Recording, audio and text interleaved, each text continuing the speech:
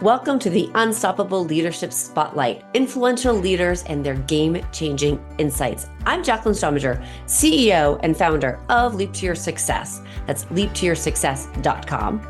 We help entrepreneurs, leaders, and CEOs grow their business, become unstoppable high achievers in their careers and life, gaining that 1% edge. We believe every professional has the power within them to leap to their greatest success that not only will impact their life, but the lives of the people they touch. So stick around to the end of the show and we will share with you how you can be our next guest. So stick around for those 15 to 20 minutes and let's be unstoppable.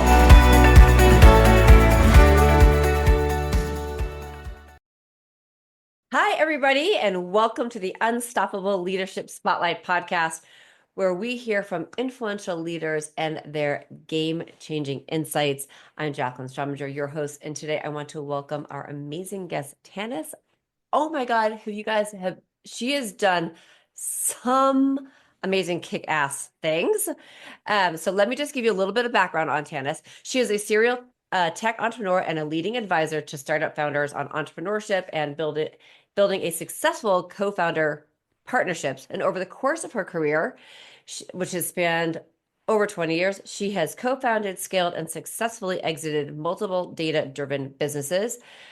Her most recent venture, Trulio, which she co-founded in 2011, I hope I said that right, with her long-term business partner. And she has done amazing work. And following a record-breaking Series D, she stepped down from the board to focus on her co-founder advisory work, and she does remain a minority shareholder in Trulio. Some things that I just really want to put out, because then we're going to ask a bunch of questions. Tanis is an author of the Co-Founders Handbook. It's listed in USA Today's top 10 business books to scale your business. She's the founder of the Co-Founders Hub, a platform dedicated to providing entrepreneurs with the necessary tools to establish, nurture, and successfully exit business partnerships. She advises fast-growing startups and leading venture capitalists, focusing her work on how co-founders can function in an open, productive, and symbiotic way to ensure continued and long-term business success. And when she's not doing all of those great things, and she takes time to mentor students at a private school she founded, which is so awesome, Live, Learn, Launch Academy, which focuses on entrepreneurship, financial literacy, and life skills. So, oh my God, so many great things. Welcome to the Unstoppable Leadership Spotlight podcast. Oh my God. Awesome. So Tanis, so many great things. We were talking beforehand, but tell me a little bit about your journey into entrepreneurship and leadership, and how tell us a little bit, take us through your journey. Yeah. So I was, I grew up in a family of entrepreneurs. My parents my dad was a door-to-door vacuum cleaner salesman for a big portion of his life back in the day when that was a thing. And, when I was growing up, my dad he would often share those sort of sales ideas and sales tactics that he used to teach his guys that were in his sales force. And so I grew up very much learning like success principles, because he would, he would read books by Og Mandino and Napoleon Hill, and he'd read all those books, and then he'd share those insights with me growing up. So I really grew up with a mentality of, life is a numbers game. That was kind of what my dad would say. Just keep working the numbers, hun, and you'll get it. Was sort of drilled into me. So, and then if it wasn't in entrepreneurship, my dad was in sales. So, his last portion of his career, he sold Yellow Page advertising. And so again, definitely into the sales space. And so my dad would just share those things with us. So I think, and I was the first person to graduate high school in my family. Both my siblings and my parents, everybody sort of left school and became entrepreneurs. And so, and no one ever really talked about like post-secondary education. It just wasn't something anybody thought about. So it was never really ingrained in me. So I think just growing up in the back of my mind, it was always presumed that I was going to probably start a business and whatever that looked like. So I definitely think the nurture side of growing up was a big component in my ability to look at entrepreneurship from an early age. Wow, that is really amazing and remarkable because we always talk obviously how the influences that make us who we are and where we come from. And I love that. It's like you just never even thought about it. Just I'm just going to become an entrepreneur. I'm just going to do it Yeah. because that's what we do, right? That's what we do. That's what it is. And so we never did that. And so my first business, I did start right out of high school. It was my with my best friend in high school. He and I started our first business not too long just after graduating, and that sort of began my career in building startups and building tech companies. Even though neither he or I were technical background, we didn't have a technical background, so we're one of those unique entrepreneurs that had to who came up with the ideas, but we had to find those tech The skills techies. Yeah. outside of ourselves. And so, yeah, it was challenging, but it just goes to tell a lot of people who think, oh, well, I have this idea for a tech company, but I'm not technical. It's doable. It's not easy, Right, right. but it's doable for sure.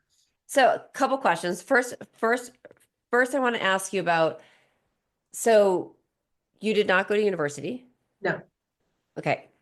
And And I so, was a C minus, which is a very probably good. I was a C minus student. I was at school to basically socialize and yeah, I just never saw the point of academics in the same way. I just thought it was quite silly. So right, right. And we talked a little bit about your school, which I just think is just brilliant because it's not, we're getting rid of the fluffy things that you don't really need in your day to day, but actually doing more things practical, which is really great. Um, Let me ask you. So Mm. you leave high school and you're like, I'm going to start a business. How did you come up with the idea? Yeah, actually, it was Steven, my co-founder. He was in the States. Actually, we're Canadian, so he's in the States and had to get his credit report was basically what it came down to, is starting to build a life down in the States and needed to get a cell phone and had to get his credit report and discovered that it was available in an online format in the US, but not in Canada. In Canada, we still had the old antiquated mail in a form system in order to get access to your credit file. And so it was like, oh, this is available in the US. Why don't we do this up in Canada? So that's where the idea came from. Okay. And he approached me and said, hey, you know, I didn't even know what a credit report was. I was like, what's a credit report? We were like 19 years old, just out of school. I was like, I don't even Right. know what a credit report is. And he's like, yeah, it's like a report card for adults. I'm like, oh, Right. okay. And he's like, they can do it in the States. Let's just do it up here. We were totally naive, had no understanding of the regulatory legislative environment, had no idea about how to, do a back end, technical website, any of that kind of stuff. But we saw the need, and it was like, there's got to be a way to do it up here. So that Right. was the first business that we did. So we started it, and 3 years later, we were able to we were acquired and exited. Yeah. Wow, that is fantastic. So I love this idea that, I mean, obviously you started this business, you had a business partner. And so how many employees did you have at this company? Yeah, so all of our first three businesses. So what ended up happening is over the course of 10 years, we built and exited three tech companies, all Okay. very similar in the sense that in the same industry, typically in the credit or identity space. Yep. Um, but what we did really, really well was, taking an idea and bringing it to fruition. So in those businesses, the most employees we had was five or six employees, and we always sold just once the business was up and going, and we had maybe a year under our belt. That was when we went for the acquisition. We just were not as excited about scaling companies, and we just knew where the niche was, and we knew where the buyer was, and so it Right. was kind of our MO to do that. Until we started Trulio. That was when we made a conscious decision to actually scale the company ourselves and grow it beyond what it Right. was. So in both small and scaling, Mhm. whether you got 5 employees or you have 100 or 2,000, What do you think that you did to help bring those people on and help them get behind what you were doing? Yeah, I think one thing that we did really well was helped people to really understand the mission early on and the vision of the company. We were able to articulate and communicate what we're trying to achieve. And I think when you have a team that falls on board of mission, not just in milestones and hitting KPIs and doing all that, it's when they really grasp onto mission and what you're trying to achieve, that buy-in becomes so much better with employees and your team. So I think, we were exceptionally good at casting that vision, even if the mission was to build a company and exit, and get it into the hands of a company who could then scale it and grow it. That too was could be a mission as well. And so Right. I think I think that's what we do well. When I reflect back on how we built our team and what made people stay, why would people leave? It would be, I think sometimes it might be they just fell out of mission and fell out of the vision of the company and didn't want to move forward. But we were very fortunate to have people who really saw what we were trying to achieve and wanted to stick with it. Yeah, that I think I'm a firm believer in obviously that whole vision and mission. I think it's so important to create that and have that with whether you're a 5-person company, 50-person or 100-person company. It is so important. Yeah. And so when you're thinking, of the things that you've done, and then how do you think, if there's, looking at the scaling Trulia, right? Yeah. How do you feel that that evolved over time with your mission? And how often were you, as I like to say, MMA, like measure, monitoring, and adjusting that? Hmm. Yeah, we always brought our team into our goals. I think as founders, you have a choice. You can keep the state of your business behind the curtain, or you can bring people along for the ride. And so I think what we did well was we were able to balance what needed to be behind the curtain, Yeah. what you didn't need to, uh, strap your employees with some of the concerns and struggles that you have, but at the same time, let them know, hey, this is a key time in the business. This is a key customer that we need to kind of bring on board. I think that a lot of that was really like an important piece of it. So I think, adjusting with the stages of your company as you're going through, being honest and transparent, where what is important within the company, and then at the same time just encouraging and helping people to see what's coming around the pipeline as well, keeping people excited. I wouldn't say a carrot, but at the same time just saying, hey, if we succeed here, this is what's around the bend, and just keeping the team informed of what's coming around. I think that was another really important piece to keeping people sticking through, because that entrepreneurship journey, especially your early employees, they're along for the ride just as much as you are. And that ride is not always, smooth, nice grassy hills that, with the sun shining. It's very volatile. And so, understanding that your team can't always hear the struggles, and they can't always just be told, hey, everything's going to be great. So balancing that's really important. Right. It's that, I mean, it is a roller coaster Mm. and there's twists and turns and it's catching the ride and catching that and keeping it going. Yeah. So, I mean, I love this. And so how do you think that that actually just helped with the culture and the, for lack of a better word, morale, of the company? Mhm.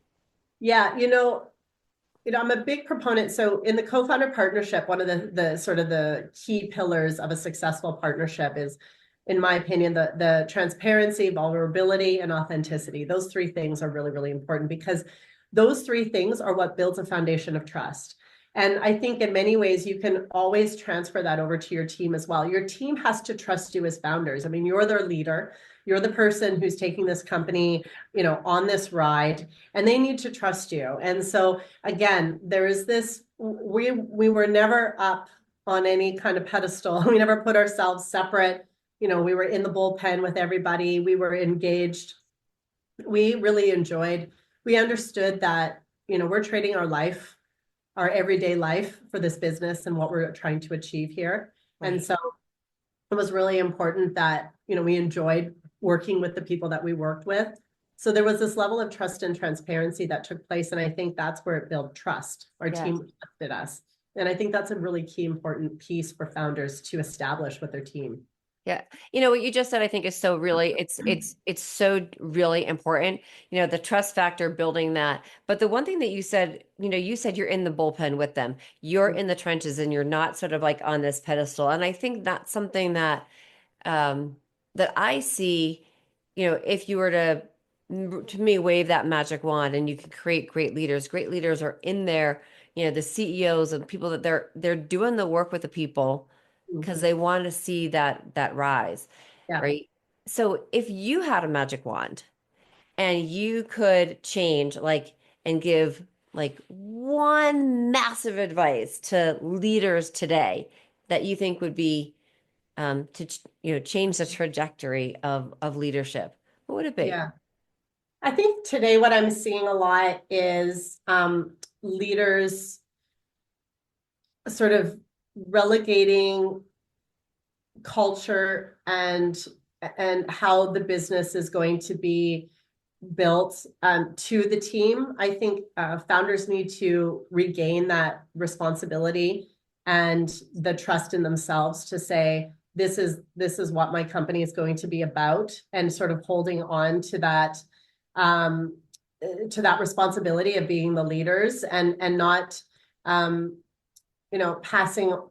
letting their team decide. I think there's a fine line between I think there's a point where leaders need to retain control of the culture of the business, where they need to be the sole decision maker, letting the responsibility fall on them. And then over time, you can, pass on. But culture is something that I think founders need to retain for as long as they can. And that means deciding, what is the culture within your business, really making the choices about where your business will go, and just really holding on, trusting in yourself, and being willing to die on that sword. And I think that's an important piece for leaders. Yeah. So when you think about that culture, what do you think are I think of what I consider what I call the achievement code, which is really your key values, the things that you look for in employees. Not that you want to have everybody the same personality, Yeah. because you don't, but there's certain qualities and values that I think that as a leader you have to decide today. Mhm. If you're leading a company, what are those values? Yeah. And so thinking about that, is that something that you would agree? And how do you help the co-founders and the people that you're working with, even in the hub, figure out what those values are? Yeah, I think ultimately having a true understanding of yourself as an entrepreneur is really key. And I think not enough people really sit down and do that introspective work to discover who they are as an entrepreneur, what influences will shape the decisions that they make, where are they getting outside influence? That's a big key piece as well. But really deciding, because I think one of the things that I often say to founders is your business is actually an extension of you. It's going to follow you forever. You're going to always have this business sitting there on your resume. It's truly 100% an extension of you, almost like a child, right? So you have to see things through that lens.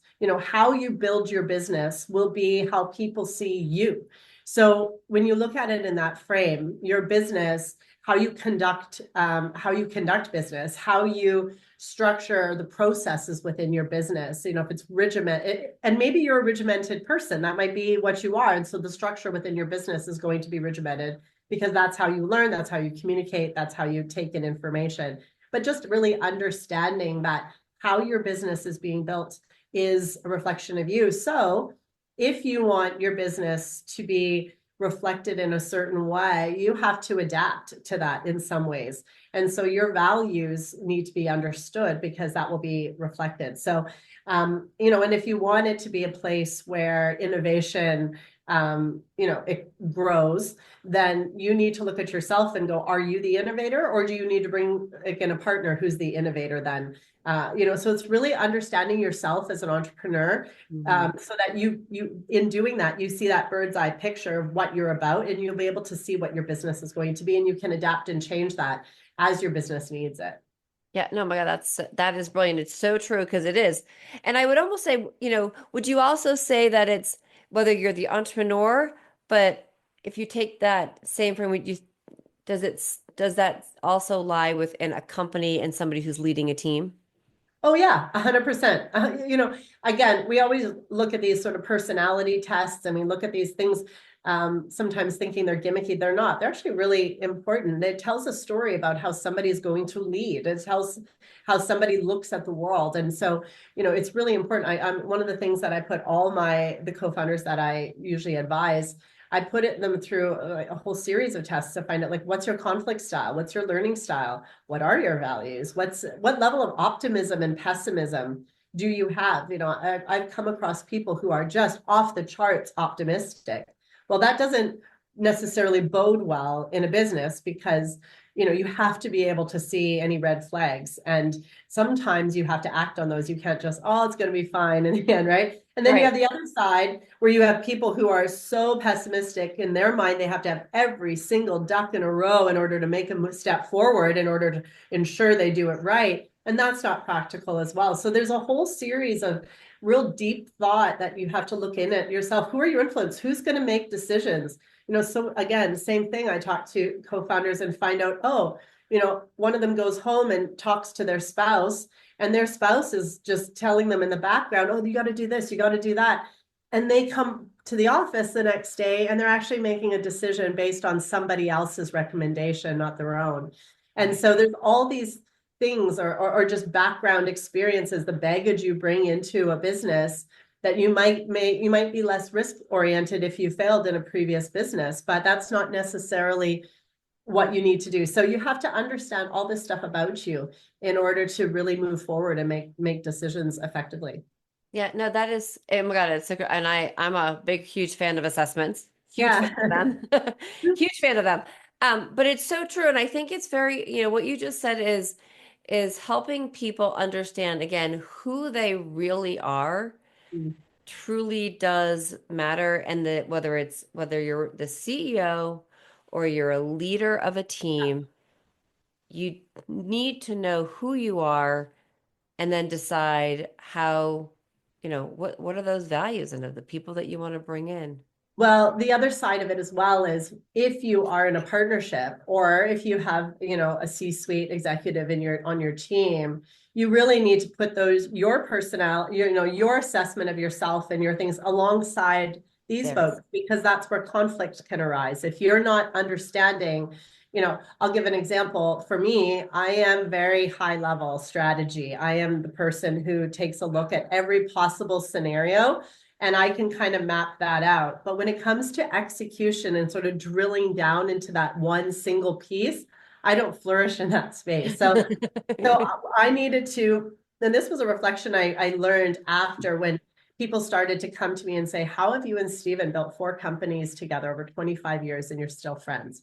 And I had to really think about that, because I knew that's rare. That's very unique to be in that situation. And that was one of the key pieces that I came out of, is that I was able to, come in on that high level strategy. Oh, what about this? What about that? What if we did this? What if we did that? And Stephen was able to come in afterwards when we sort of made a decision, and to kind of keep me at bay, go, okay, we made this decision. Let's stick with this until the next piece has to be made. And so we worked really, really well in that way. And so, I think that's an important piece as well. It's all in great and dandy to find out what you can about yourself, but now you have to look at how can you maximize that with your partner or with your team. Yeah, no, that is great. So today you've got a lot of great things happening. You've got the hub, you've got the school. So what are the biggest things that you're focusing on right now? So one of the key pieces that we're focused on right now is really helping venture capital companies, angel investors, and such do the due diligence necessary to ensure that the co-founder teams that they're bringing on board are healthy and in a good space, and making sure that those co-founders have talked about the important pieces, that they're aligned on mission, that they're aligned on the vision of the company and the execution plan. So right now we are really putting together a very deep, in-depth certification process that allows founders to do all the work necessary ahead of time before they go and raise money. But additionally, while they're in a partnership, to make sure that they truly have had the conversations that are necessary, that all those expectations they have of one another have been communicated. There's not all of these assumptions. That's where it all breaks down, when a founder says, I thought you were going to. Well, we're not mind readers. And those I thought you were going to can be really, really big and damaging to a company. And then when people fail to meet expectations, trust is broken down, and then we lose the foundation of the partnership. So right now, that's our key piece, is to help founders really build a strong foundation within their partnership. So that eventually, if they choose to raise money, or if they're building a business, they're building it on a really strong foundation. Oh, that's great. I absolutely love that. Okay, so Tanis, I so love connecting with you. I feel like I could talk to you all day long. Yes. But where can people find you and connect with you? Yeah, so my core spot right now is just on LinkedIn. So you can find me at Tanis George, George. You can find me there. I do a lot of stuff as well. On my website, tanisgeorge.com. If you are looking to, you need any advising or consulting, I do that as well there. And then the Co-Founders Hub, we're in the middle of relaunching the site. So that'll be up and running shortly. It always takes longer than I thought, but it's coming. And such. But yeah, those would be the three key pieces. And then of course the book is available at any location in every format: audiobook, ebook, paperback, hard copy. The Co-Founders Handbook. Really, it's the starting point. It walks founders through every stage, from whether or not you should even have a co-founder, to what to look for, and then what to do when you're in a partnership. How do you ensure it's strong? And then finally, how do you exit with grace, so that you don't, burn that bridge, but at the end build an incredible relationship with someone right through to the very end.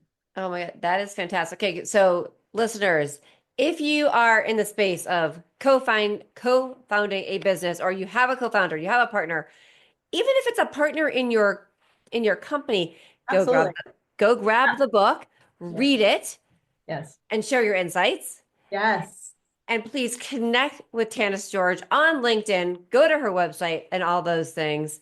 And Tanis, thank you so much for being a guest on the Unstoppable Leadership Spotlight podcast. And guests, if you are listening and you have a great leadership story or business that you would like to share, please just go to leaptoyoursuccess.com and click on podcast and apply to be a guest. So thank you guys so much for listening, and thank you so much for being a guest. Jacqueline.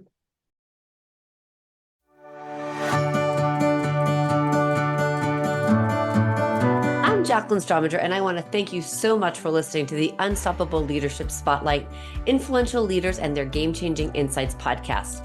If you are a successful CEO, entrepreneur, or leader in your industry, and you have insights you would like to share, we want you to be a guest on this program. So please visit go.leaptoyoursuccess.com/podcast. And if you have gotten something out of this interview and you'd like to share the episode on social media, just go ahead and take a screenshot with your phone and text it to a friend or post it on socials.